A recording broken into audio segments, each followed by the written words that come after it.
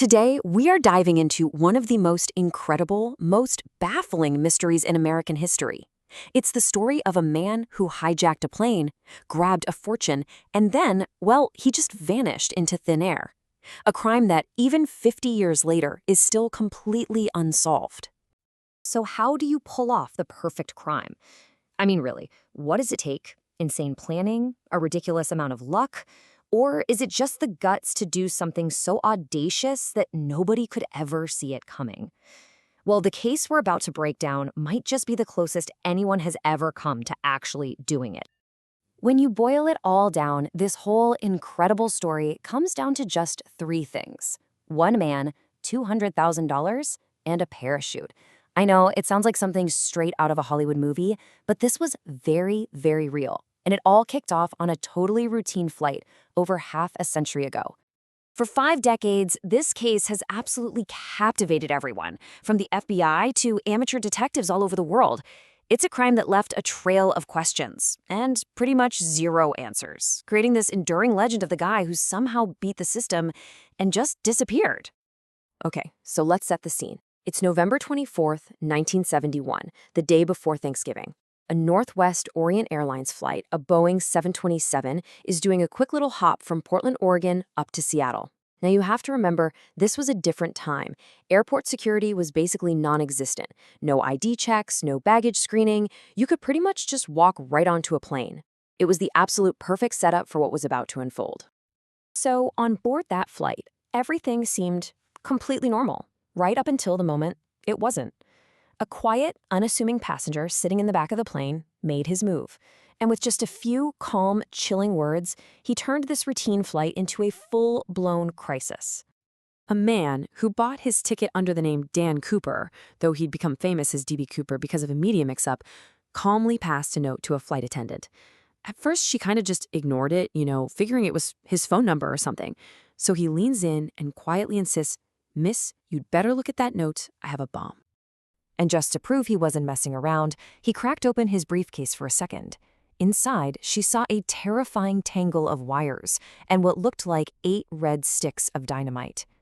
In that one instant, the situation went from weird to deadly serious. The plane was officially hijacked.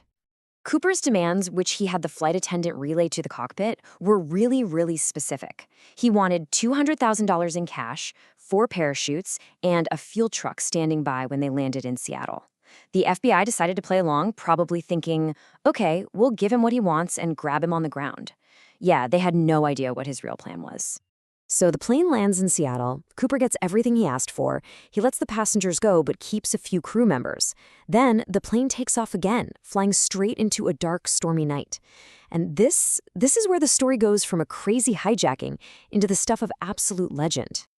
The instructions Cooper gave the pilot were weird. He demanded they fly low, under 10,000 feet. He wanted them to fly slow, with the landing gear down and the wing flaps at 15 degrees. Now, these weren't just random requests. This guy knew exactly what he was talking about. He was creating the perfect, though still incredibly dangerous, conditions for jumping out of a 727. The last crew member to see him was told to go into the cockpit and stay there. As she left, she saw him tying something, probably the bag of money, around his waist. A little after 8 p.m., a warning light flashed in the cockpit. The aft staircase, a unique feature on the 727, had been lowered. Dan Cooper had just jumped out into the freezing, stormy darkness with a bag full of cash somewhere over the rugged wilderness of the Pacific Northwest. He was gone. When the plane finally landed, there was no sign of him. All that was left was an open staircase and a mystery that would kick off one of the biggest, longest, and most frustrating manhunts in American history. The FBI had a pretty good idea of the plane's flight path, so they were able to narrow down the search area to about 45 square kilometers of dense, mountainous forest. I mean, can you even imagine? They had soldiers on the ground, planes in the air, combing through this rugged terrain in the middle of winter. And they found absolutely nothing. Not a parachute, not a body, not a single dollar bill. The evidence they found on the plane was next to useless. They had his cheap clip-on tie, they had 8 cigarette butts, and they had one of the parachutes he'd left behind. But of the man himself or any of the money, not a single trace. The FBI did everything they could think of. They put out a composite sketch of the suspect, they released the serial numbers for all 10,000 of the $20 bills to the public, thinking for sure the money would pop up somewhere. But it never did. Not a single bill from that ransom was ever spent. It was as if Cooper and the cash had just dissolved into the night. For almost a decade, the case went completely cold. It was the perfect crime, totally unsolved. And then, in 1980, something happened. A totally random discovery that blew the whole investigation wide open again. An 8-year-old boy named Brian Ingram was on a family picnic, digging in the sand on a beach along the Columbia River, when his hands hit something unusual. What he found were 3 rotting bundles of cash. It added up to $5,800. The family called the FBI, and when the agents checked the serial numbers, they got a perfect match. It was Dan Cooper's ransom money. After 9 long years, this was the first solid piece of evidence found outside that airplane. Now, you'd think finding the money would be the big break everyone was waiting for, right? Well, not exactly.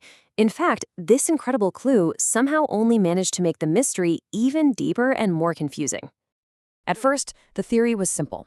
Cooper must have dropped the money, it landed in a tributary, and it washed down the Columbia River to this spot. One huge problem with that theory, though, the river doesn't flow that way. There was just no natural way for the money to get from the suspected jump zone to where that little boy found it. Okay, and this is the part that will absolutely break your brain.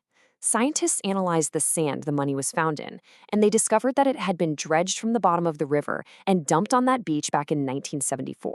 That's 3 years after the hijacking. So how did the money get inside sand that wasn't even there when Cooper jumped? It just made no sense. Decades have passed. In 2016, the FBI officially closed the active investigation. But the case is still a total obsession for so many people. The legend of D.B. Cooper isn't really about the crime anymore. It's about the sheer mystery of it all. The idea that someone could just check out. And so after all this time, we're still left with the exact same questions they had on day one. Who was Dan Cooper? Did he actually survive that insane jump into a freezing forest at night? And what happened to the rest of the money, the other $194,000? Was this, in the end, the perfect crime?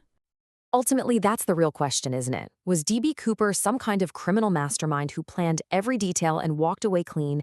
Was he just a desperate guy pushed to the edge? Or has the story just become a modern folktale about the guy who took on the system and simply flew away into the night? We'll probably never know for sure,